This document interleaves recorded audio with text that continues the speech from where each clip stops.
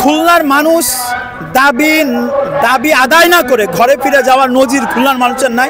দাবি আদায় না করে খুলনার মানুষ ঘরে ফিরে যাবে না। আমরা এখনো টাইম দিই নাই, আমরা চাচ্ছি এখনো সে নিজে থেকে পদত্যাগ করুক। তারপর যদি দেখি যে কালকে যেরকম আমরা তালা ঝুলাই দিছি, তারা ভেঙে টেগে ঢুকিছে, এভাবে যদি আজকেও হয়, পরবর্তী দিন আমরা দেখবো এই বিষয়টা। আসলে যেমনটা আমরা দেখতে পাচ্ছি, বিগত 6 মাসে কার্যত খুলনার আইন শৃঙ্খলা পরিস্থিতির কোনো উন্নতি হয়নি।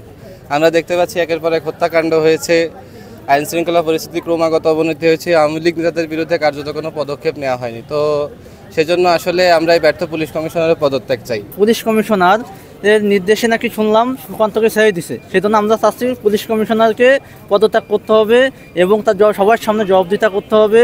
সেখানে সুকান্তকে ছেড়ে দেওয়ার জন্য সুপারিশ করলো।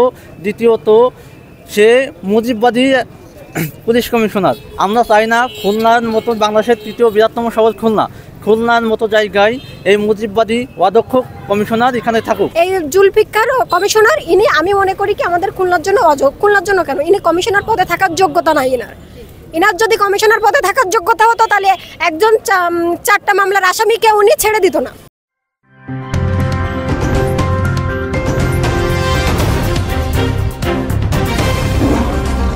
Voice of Tiger.